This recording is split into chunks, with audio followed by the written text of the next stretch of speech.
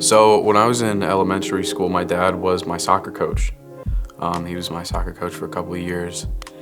And there was this one team that we lost to every single year. I think it was Willow Hill. I think that was what the team was called. And my sixth grade year, my last year being on the team, we finally beat them 2-1, and we got to face them in the finals. But I remember as soon as the referee blew the whistle, we were all like so excited, and he took us all out to ice cream afterwards, and that was pretty great. He was a no-nonsense coach. He wouldn't go easy on us. He would push us, like we had to do property laps as like 12-year-olds. But he knew that if we like worked hard, then like obviously our results would show. We beat the team that we haven't beaten in 7 years. He definitely he made us work hard, and it definitely showed. So he treated all the kids like they were his own kids too. Like he treated them all equally. So the day I turned 18, my dad he was like, "All right, here, come on, let's hop in the car," and we started driving, and I had no idea what we were doing. And he pulls out 2 cigars, and he was like, "This is the day you turn 18, and so I wanted to smoke these 2 cigars with you." This was the first time I ever smoked a cigar before, and we have a picture about it too. So he's definitely taught me how to look at other people's perspectives in an argument. My dad is a very logical person. He's always got, whenever it seems like you're winning in an argument, he's always got 1 step ahead of you. He's always thinking 2 steps ahead, and that's not a bad thing. It's really interesting to glean from that and learn how he does it.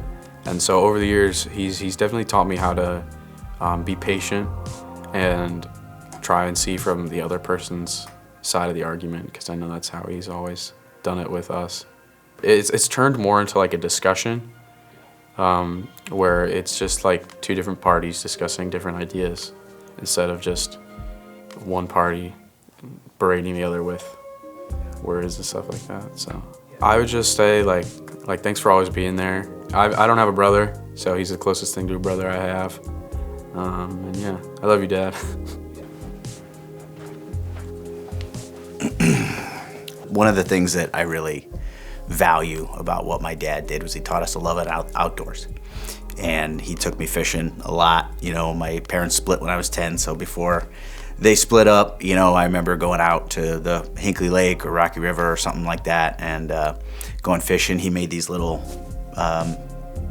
fishing jigs that were sort of individually made, and they were killer. They never failed to catch fish. So we would always go out there and have a good time catching bluegills and things like that in the river and walking around and throwing rocks. And I probably scared more fish than I caught, but it was a really good time.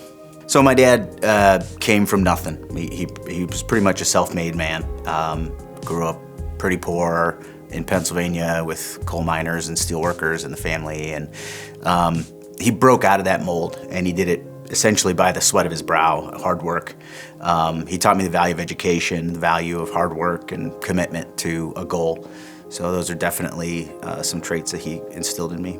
He had a stroke about 10 years ago, and so he's in a nursing home, but it's hard to see a man who was so strong at one point, physically strong and mentally committed, sort of in that situation. You know, I get to remember the way, you know, he used to be, and when I was a little kid. My dad was a hard man to please. So while he taught me commitment to goals, he also taught me a lot of the ways that I didn't necessarily want to be. Let me say this. Somebody who has taught me a lot has actually been my father-in-law, about balance between commitment to work and projects and things like that versus just being there for your family. So my father-in-law has taught me more about the love of family and balance and commitment to people rather than commitment to self-serving goals. So I've learned, as an adult man, I've learned immensely, an immense amount of information and practical and general life lessons from my father-in-law. My parents split when I was pretty young. My older brother is 10 years older than me, so as a teenager, you know, I often looked up to him as that positive male role model. So I can look back as a 44-year-old man, I can look back and I can see, you know, this stage of life. My dad was around, you know, sort of in that middle teenager, adolescent stage. It was more my older brother, and then as an adult, I see my father-in-law as this positive male role model, and I'm incredibly blessed with, you know, these examples, you know, of what manhood may look like in each stage, or what it may not look like, right? I can borrow from each person, and as an adult, sort of pick and choose what I think applies to the biblical example of being a dad, what that should be, and filter it through my experiences. So I've got 2 daughters and my son, and I think biblical manhood, what that really looks like, is there are few and far between examples of what that is. It is very hard to be a strong man to the world and be a gentle father for your kids and family. So my hope is that my family, my wife, my kids, they remember me as being hard on the outside, being able to protect against the things that are hard, but being sensitive to them and having to try to play this double role. It's a really fine line to walk, and it's really hard to pull off well. And I know I've failed many, many times. I would hope that the legacy I would leave for my family would be one that they always know they can approach me, they always know that they are important to me, that nothing, no project, no goal, none of those other things are more important than them, and, you know, that I love them unconditionally. What's up, buddy? That's a bad hug. That's okay. Do you remember the one kid who had the same name as me? Yeah. Yeah. Yeah. Remember him? I do. Yeah. He was fast. I mean, he was a good soccer player. I mean, kind of. So you had a really strong leg, but you had zero control of the ball. I would toe kick the ball. I know, you blasted the thing like crazy. So I would put you at midfield and I'd say, boot it. And you scored from midfield. Yeah. I always tried to put you in the spot where I knew like you would just do what you do, and then be successful. Yeah. That was always my goal with every kid, but that with you, yeah, control was not your, not your forte. I tried, but I was like, nah, forget this. I know that wasn't It's too hard. That wasn't something interested. I could rainbow the ball better than just kick it normally. Yeah. You could get that ball flying, man. Yeah. And then there was, like you said, like the penalty kick from midfield. Yep. Where there was like this much space in between the tops of their heads, dude. Oh man, I remember that. Yeah, you scored from midfield a couple times. I remember because I was like, Jason, go boot it. You're like, okay, pow, and off it went. Yeah, that's pretty fun. It didn't really work in middle school though. No, that coach. Middle school, high school soccer didn't. Well, and that was why I stopped wanting to be your coach. Yeah. Or I didn't stop wanting. Yeah, no, to be I know what you mean. Yeah. I knew it was good for you to have other coaches, right? Because I wanted you to experience other people's leadership and that kind of thing. So I knew that was really healthy for you. That one coach was really good. I forget his name. You've had some really good coaches over the years. His name was Coach Wilson. Good teachers too. So. Yeah. But it got to a point where you sort of outgrew what I could teach you, and I knew you needed to, have other influences. So at one point you asked me, "Hey, you should come coach my middle school team," and I'm like, "No, I don't think that would be a good idea," because I knew I would be limiting you, and I didn't want to do that. So you had us do Run Rabbit Run. Remember that? You guys hated that drill. I hated that so My much. football coach made me do that when I was in high school, and so of course, naturally, I have to pass it on to you.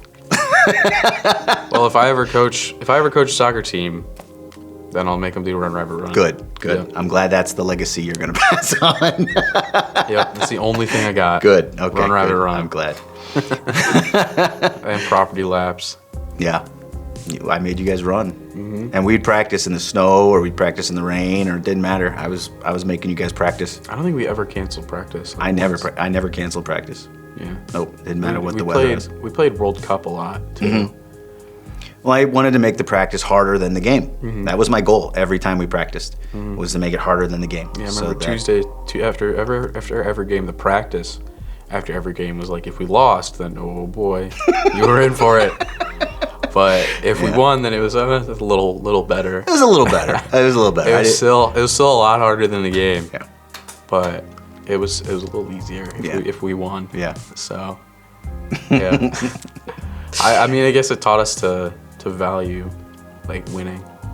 Yeah. Definitely. And value winning, try to win, right? Value the process too, growth and strengthening yourself, and regardless of what the circumstances are, you have to perform, right? You have to meet your goals, right? Whether it's cold or rainy, or I mean, we'd start in the summertime, remember? Yeah, we would start before school started. And it was hot. It was 90 degrees in August, and then we'd finish in October, and sometimes there was snow on the ground. Yeah, we had to. They wouldn't let us wear jackets during a game. I remember that, yeah. And then there was this one game.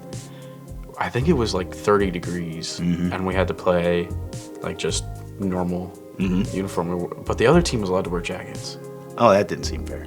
Yeah, I don't remember that. The other ref let them wear jackets, but they didn't let us wear any jackets, which I was like. And then in the championship where we faced Willow Hill and we lost. Yeah, I remember that. Because the ref. I know you. you're blaming the ref. I know. It was definitely the ref.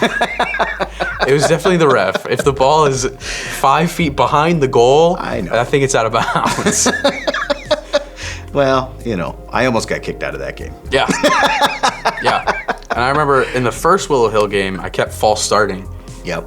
Because I remember you told me, you were like, just go. Just do it. It wasn't exactly that, but it was like, as soon as he blows the whistle, go. Yeah.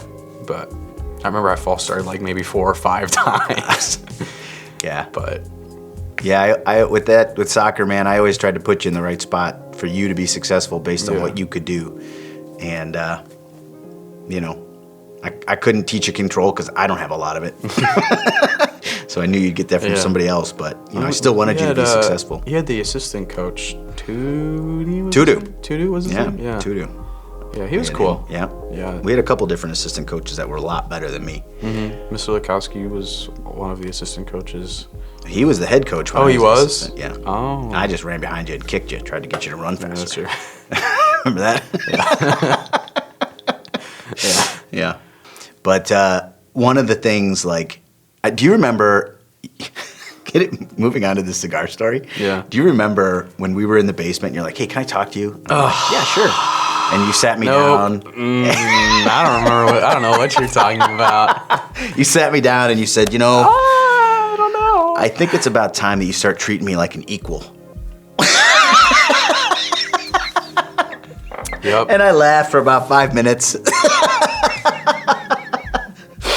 And I said, son, first off, let me just remind you, we're not equals. Yeah. Oh, yeah, I know. But I said I will start to try to treat you more like an adult, right? And some of that idea of wanting to, welcome you to manhood and, trips we've got planned in the future and things like that. I always want to be your dad, but I also recognize that you're an adult man, and I want to treat you like an adult man. And so that was kind of where that cigar thing came. I had some good friends that, we'd get together and we'd smoke cigars, and it was just this real, male bonding, adult man bonding thing. And great conversations were had over it. That's what I do with my buddies now. Yeah. And you get great conversations over some of those things. And, I wanted to introduce the idea that, guys can bond over things, over doing things, and we're not always just these isolated creatures. But it's really important to plan those things out, and now you've got them planned with your friends, and we've got trips planned in the future with other family members and things like that, which we're really looking forward to. So, but you have to be intentional, right, and set those times aside. So yeah, me and my buddies will just go to Arabica in Parma. Yep. We'll just smoke cigars outside on the patio. It's great. We talk for hours. Yeah. And I love that. And I love the fact that I want to introduce you to things, but I want to introduce you to the idea of adulthood. But but then I want you to be an adult on your own. Yeah. You know, I don't want to stand there with your friends all night long. Yeah. I'll come and I'll say hi and I'll, you know, enjoy you guys and crack a few jokes once in a while, and then I'll leave. Yeah. And then it's time for you to be a man with your friends. So I always try to keep that in mind too. It's that balance, you know, trying to be an example, but then let you make your own decisions. Yeah, I mean, you're always welcome to hang out with us. I appreciate that. So they're like, yeah, invite your dad, dude. Like, come on. Always leave them wanting more. No, exactly. But yeah, I mean, if you can stay. Like, it's not like we don't want you to. I know. You guys would have me all night, but Yeah. I think I'd probably get you in trouble.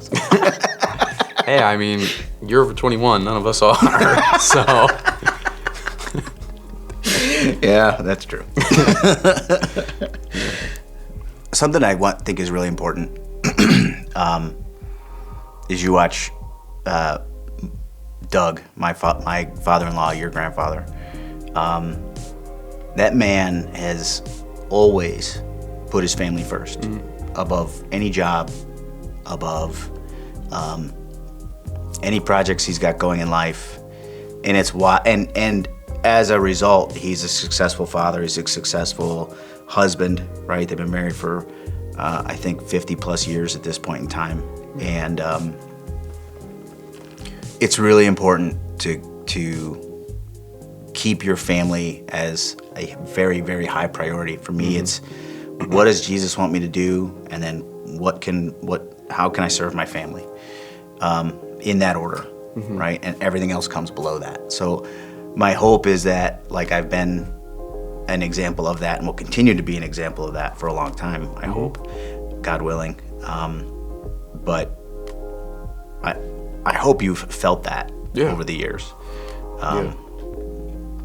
You know, going on trips to LA or camping trips or things like that. Like I've never wanted you to feel like you guys were second place to anything.